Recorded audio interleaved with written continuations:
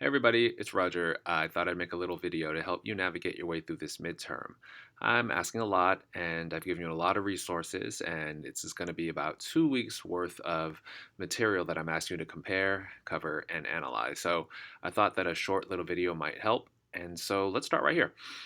As you can see, I'm logged into the midterm week. And the first thing I'd like for you to do is I'd like for you to go ahead and click on this midterm worksheet right here.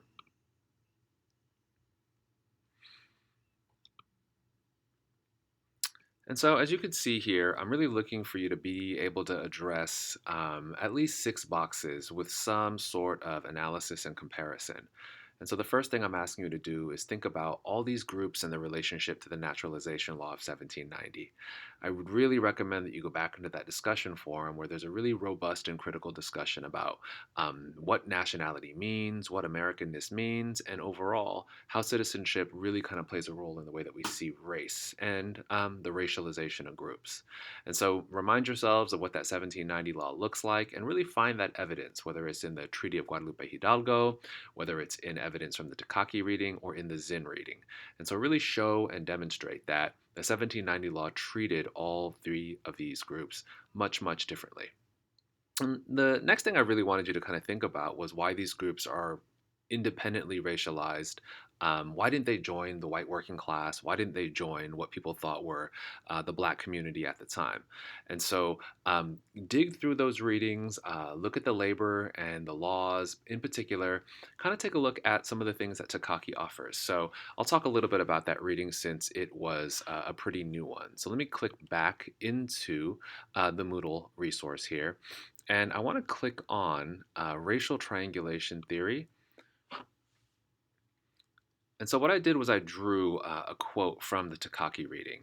The quote talks a little bit about how immigration of the Chinese intersected with the emancipation of black slaves. And so as black folks were beginning to become wage laborers, Takaki details the ways that the Chinese would be imported into places into the South to really try to discipline, or in this case, Takaki kind of referred to it as the educators of now free black labor, which, as you probably can imagine, was not very free at all. And so Claire Jean Kim takes an experience like this, and let me scroll down here and explains it within a new racial theory.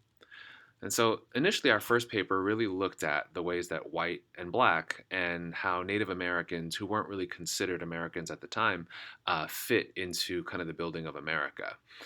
Claire Jean Kim suggests that the immigration of Asian Americans really kind of disrupts the way that we see race and power.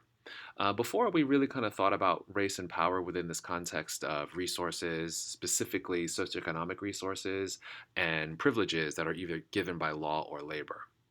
Immigration kind of complicates this. And so Claire Jean Kim suggests that while Asian Americans come to the United States with relatively more labor privilege than African Americans and less than the white working class, they occupy a very unique position in American racial politics. And so while their power, for example, if you look at this scale, is considered to be more than African Americans, but less so than the white working class, there's something that makes their experience unique. So if you look at this axis at the bottom, there's this foreigner and this insider axis that suggests that Asian Americans are seen as foreigners. They're seen as what we studied early on as Orientals through the tea trade. And as a result, they become altogether a different racial group as a direct result of a combination of their socioeconomic positions, but also their positions in relationship to citizenship, both culturally and politically.